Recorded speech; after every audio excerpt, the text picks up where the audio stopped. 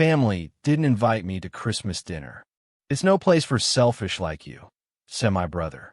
I was cultured and silently stopped helping him and his wife. When they found out it, this is no place for selfish people like you. Jake's voice cut through the warmth of my parents' house like a cold blade. I had barely stepped through the door when he threw those words at me. For a second, I thought it was a joke, maybe some botched attempt at humor. But one look at his face told me otherwise. He meant it. I looked past him to my parents sitting at the dinner table. The dining room was decorated as it had been every Christmas before, the same red tablecloth. The same centerpiece with gold candles that my mother swore were just for decoration. It was familiar, comfortable, or at least it was supposed to be. But tonight something was different. My mother looked away. My father crossed his arms. No one rushed to correct Jake. No one told him to stop. They agreed with him. I tried to stay calm. What are you talking about? Jake scoffed. Don't play dumb. You only care about yourself. You're not helping Mom and Dad. You don't help anyone. I almost laughed at the irony. Jake, of all people, was accusing me of not helping. The same Jake who had spent the last few years drowning in bad choices, dragging everyone down with him, while I was the one keeping him and his wife, Emily, afloat. His wife. That's what really got me. I hadn't helped Jake for his sake. He was reckless, impulsive, always looking for the next shortcut. But Emily, she had stayed with him longer than she should have. I knew she was exhausted. She had given him an ultimatum, get his act together, or she was done. And as always, Jake had needed just a little more time. He had begged me to help. And I had, because I felt sorry for him, because I wanted to believe that he could change.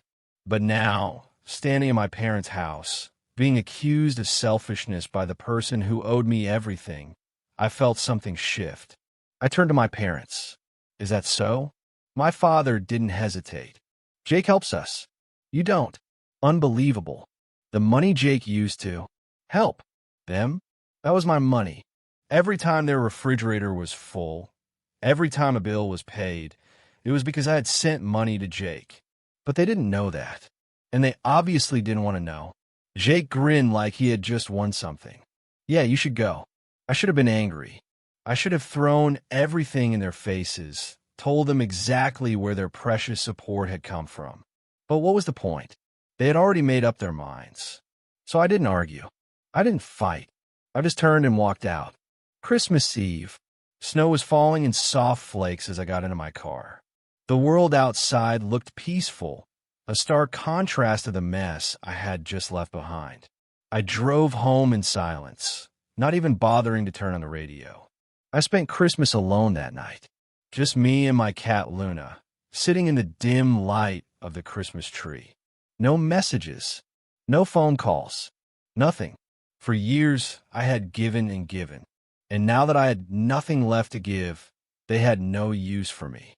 But if they thought I'd continue to pay for Jake's life after this, they were in for a surprise. The next morning, I woke up in a quiet apartment. Only Luna stretched out next to me, her paws kneading my blanket. No Merry Christmas. Texts. No missed phone calls. Nothing. I wasn't surprised, but it still felt strange. I had spent every Christmas since I could remember with my family.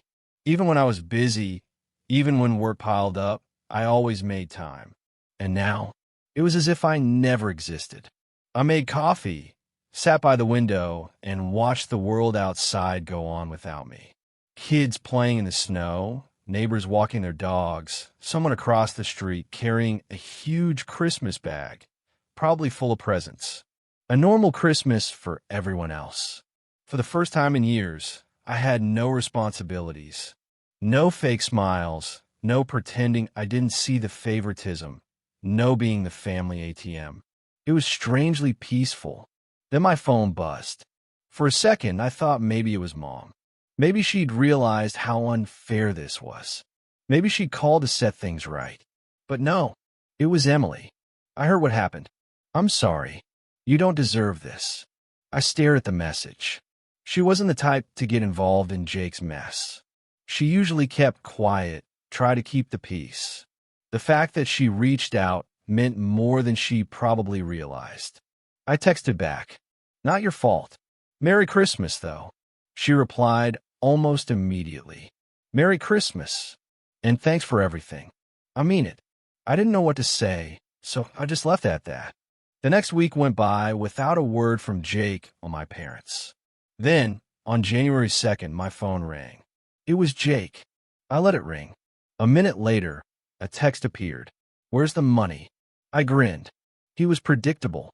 He didn't care about the fight, about Christmas, about family. All he cared about was his next handout. I didn't answer. A few minutes later, my doorbell rang. I wasn't surprised to see Jake standing there, looking annoyed.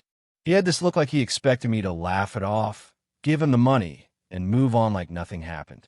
I opened the door, but didn't step aside. "What do you want?" "You know what I want," he said. "It's the 2nd. You should send the money." I leaned against the doorframe. "Yeah, about that. I'm done." His face twitched. "What do you mean you're done?" "I mean I'm not paying for your life anymore." "Figure it out." He let out a short, humorless laugh. "You're serious?" "As serious as I was when you told me to leave on Christmas." His jaw clenched. "You know what happens if I don't have the money, don't you? You know Emily Dash." I cut him off. "Emily's not my problem. Neither are you." For a second, I thought he was actually going to hit me. His hands clenched into fists, his face flushed. Then, instead, he scoffed and turned away. "You'll regret this," he muttered. I doubt it.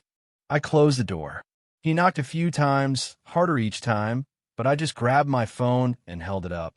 "I'm calling the cops." That was enough to make him leave. But that was only the beginning. I thought that was the end of it. That Jake would get the hint, figure out his own life for once, and leave me alone. But I should have known better.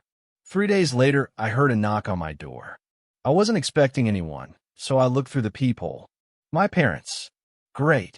I considered not answering, just letting them stand there until they got tired and left. But I knew they'd just come back, so I sighed and opened the door.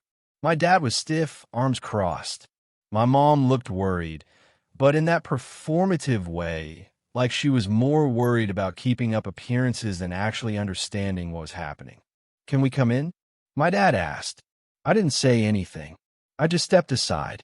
They walked in like they owned the place, my mom sitting on the couch, my dad standing by the door like he was about to start a lecture.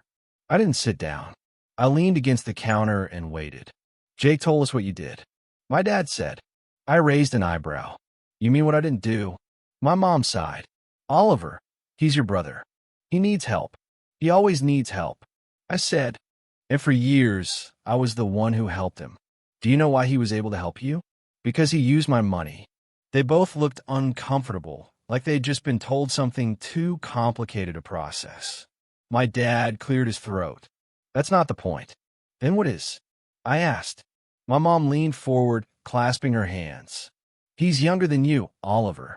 He's always needed more support. And we love him more," my father added. Just like that. Flat. Casually. Like it was a simple fact, not something that should have hurt. I let out a small laugh. "At least you finally admit it." My mom waved her hand as if to brush it aside. "That's not what we came here to talk about. You need to start sending him money again." I shook my head. "Not happening." My father's jaw tightened. "Think of the family, Oliver. You don't just walk out on your own blood." That was rich coming from them. I looked at them both, really looked, and something clicked. They weren't here because they cared about Jake. They were here because they had gotten used to the money he gave them, my money. And now that it was gone, they were panicking. They were just like him. I felt a strange sense of peace as I got up and headed for the door. "You should go." My mother's face fell. "Oliver Dash." "No, seriously. Go." I held the door open. My dad exhaled sharply, grabbed my mom's purse, and muttered, "Let's go." My mom hesitated. "You're making a mistake, Oliver." "No," I said. "I'm finally making one." They left. I closed the door, locked it, and sat down, staring at my phone. Part of me expected Jake to text again, maybe some threats, some manipulation, something. But he didn't. And for a while, I thought maybe that was it. But then something completely unexpected happened. Emily called me. Not a text. Not a hesitant. Hey, hope you're okay. Message. A full-blown phone call. I stared at the screen before I answered. Hello? She hesitated. Then, in a voice that sounded both tired and oddly calm, she said, I left him. I blinked. What? Emily sighed on the other end of the line. I left him, Oliver. I packed my bags and I left. I wasn't sure what to say. I had expected things to end badly for Jake, but not so soon. When? Last night. She paused. He doesn't know where I am. He's been calling nonstop, but I'm done. I sat down, still trying to process. What happened? Emily let out a dry laugh. What didn't happen? He went crazy when he realized the money wasn't coming. He panicked, paced around, cursed at everything at me, at you, at the world. Said it was all your fault, like he had no responsibility in any of it. Sounds about right. Yeah, but then he said something that made me see things differently. He actually admitted that he didn't know how to live without you covering for him. He said you ruined everything by quitting. I exhaled. Wow. She fell silent for a second. Oliver, do you know how screwed up that is? I gave him years of my life. I forgave him for every stupid mistake, every lie, every broken promise. And in the end, all he cared about was that you wouldn't bail him out anymore. I could hear the emotion in her voice, but she kept it calm. I realized something. She went on.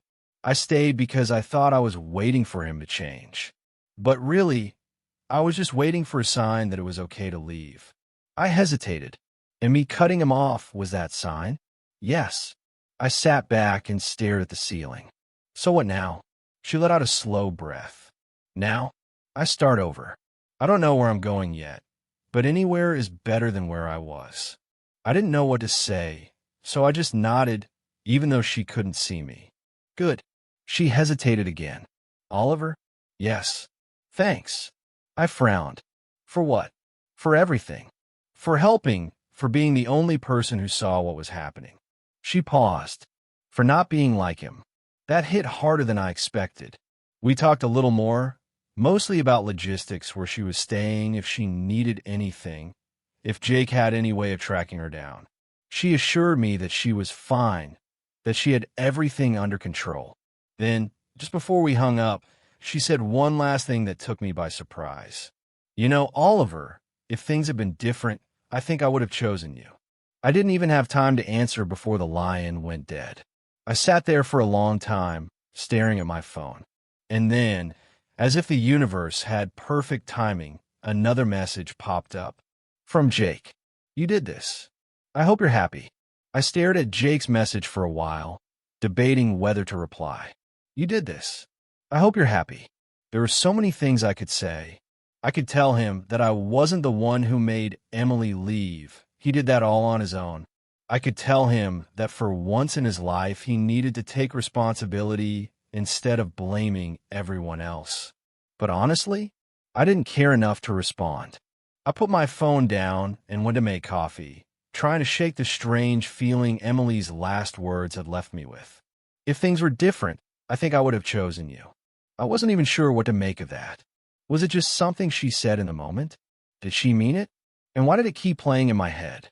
I took a sip of coffee, exhaled, and forced myself to move on. Jake was spiraling. My parents were probably furious. Emily was gone. That was the situation, and nothing was going to change it. Or so I thought. A week went by with nothing but silence. No texts, no visits, no guilt trips. It was almost peaceful. Then out of nowhere, my dad called. I ignored him. A minute later, my mom called. Then Jake. I ignored them all. Then a message from my mom appeared. Oliver, please pick up. It's about Jake. I frowned. I wasn't about to fall for another manipulation attempt, but something about the way she phrased it felt wrong. I sighed and finally answered when she called again. What? Her voice was shaky. It's Jake. He's not doing well. I almost rolled my eyes. Not my problem. No, Oliver, listen. She took a deep breath. Emily left. The money stopped coming, and then his job fired him. He's not eating. He's not leaving his apartment. He hasn't showered in days. Your dad and I try to talk to him, but he just sits there staring at the wall. He's completely shut down. I was silent for a moment. I had expected him to struggle, to fail, to face the consequences of his actions. But this was worse than I could have imagined. What do you want me to do about it? My mother sniffled. You're his brother. I clenched my jaw. So? You have to help. I almost laughed. I have to, yes, she insisted. He's always needed you, Oliver. He's always looked up to you. I shook my head. No, he's always used me. And the second I stopped letting him, he turned on me. She started to cry. So you're really going to let your brother fall apart? Just like that? I took a slow breath. Mom, if Jake really wants to change, he has to do it. Not me. She sobbed harder. But he's alone. So was I at Christmas. Silence. Then she whispered in the softest voice. We were wrong. I hadn't expected that. I let out a breath. Yes, you were. She sniffled again. Will you at least go see him? Please? I hesitated. Every instinct in me told me to go. He wasn't my responsibility. He never was.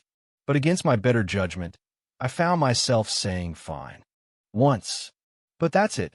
I hung up before she could say anything else, grabbed my coat, and left. I wasn't prepared for what I was about to walk into. I pulled up to Jake's apartment and just sat there. I wasn't sure why I had agreed to this in the first place. Maybe to prove a point. Maybe to see if he'd really hit rock bottom. I knocked. No answer. I knocked again. Jake opened up. Silence. I tried the door. Unlocked. The smell hit me first: stale air, sweat, and something rotten. Clothes were everywhere. Takeout containers stacked on a coffee table. A half-empty whiskey bottle on the floor. The curtains were drawn, the only light coming from the TV playing some random reality show. Jake was on the couch, staring at nothing. He looked terrible. Unshaven, dark circles under his eyes, wearing the same clothes as before. Next to him was a plate of untouched food. I stepped in.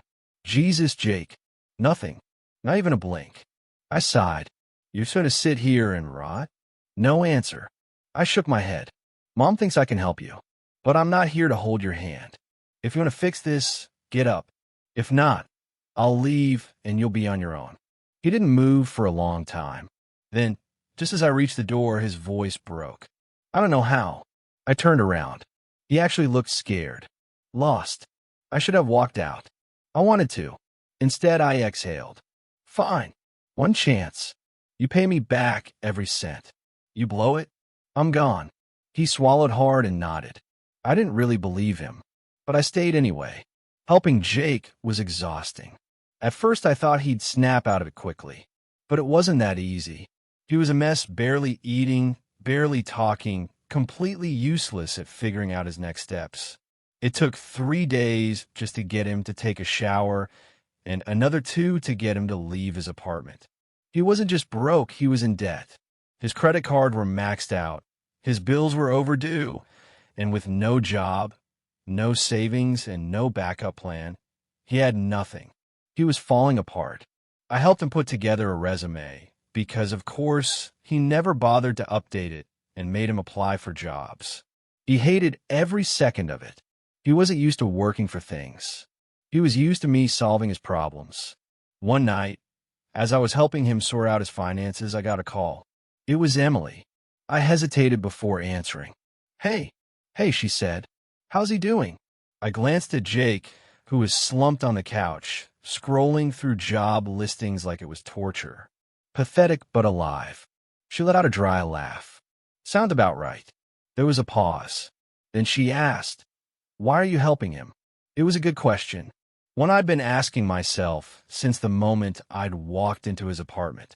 I sighed. I don't know. Maybe I just wanted to see if he could really change. Another pause. Then she said quietly, I don't think he will. I didn't answer right away. Just be careful, she added. Jake only cares about himself. Don't let him get you down again. She hummocked before I could say anything else.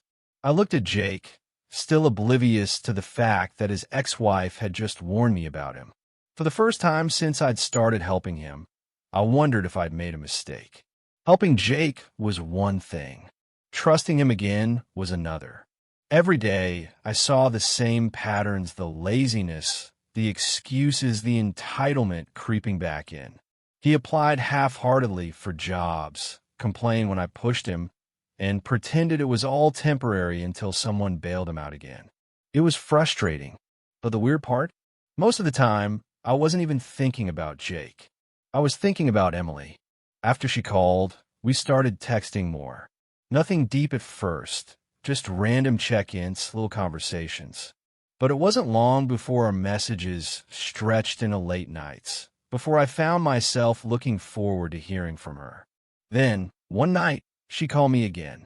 "Tell me something funny," she said when I picked up. I grinned. Funny how? Something silly. Something to make me forget that my whole life has fallen apart. I thought for a second. Jake applied for a job today. She laughed. That's funny. We talked for an hour after that. About nothing. About everything. And then she asked, "Do you ever think about how things could have been different?" I sat back and stared at the ceiling. "You mean if you had chosen me instead of Jake?" There was a pause. "Yeah." I exhaled. More than I should. Silence. Then, quietly, she said, "Me too." That was the moment I knew things were changing. And Jake, he had no idea. Not yet. But he would soon. At first, I told myself it was nothing. Just talking. Just catching up. But the more Emily and I talked, the more obvious it became this wasn't just two people venting about the same toxic person in their lives. This was something else. She started calling every night. Sometimes we talked for hours, sometimes just a few minutes. It wasn't forced. It wasn't awkward. It just worked. And then one night she asked, "Can I see you?" I hesitated. "Are you sure?" "Yes." I met her in a little cafe, and the second I saw her, I knew. This wasn't just old wounds reopening. This was something real. We talked as if we had been waiting for this moment for years. And maybe we had. After that, things happened quickly. She started coming over more, then staying over, then moving in. It wasn't rushed. It wasn't messy. It was just right. And Jake, when he found out, he went crazy. He showed up at my door one night angry. "You stole her from me." I crossed my arms. "You lost her all by yourself." He clenched his fists. "You're supposed to be my brother." I shrugged. "You're supposed to be a decent husband." He stormed off after that, muttering something about how I had ruined his life. But the truth? He had done it all by himself. Then came the real surprise: our parents stopped defending him. After I cut him off financially, he went to them for help. But the moment he couldn't give them anything in return, they turned their backs on him. I heard from my mother once after that. She called, said she was happy for me and Emily, and then admitted something I never expected. "We should have been better to you." It wasn't an apology, not really, but it was close enough. And Jake, he faded into the background. No more calls, no more visits, just silence. Emily and I had built something real together. And now, she's pregnant. We're starting our own family. Jake always thought I needed him, but in the end, he was the one who lost everything.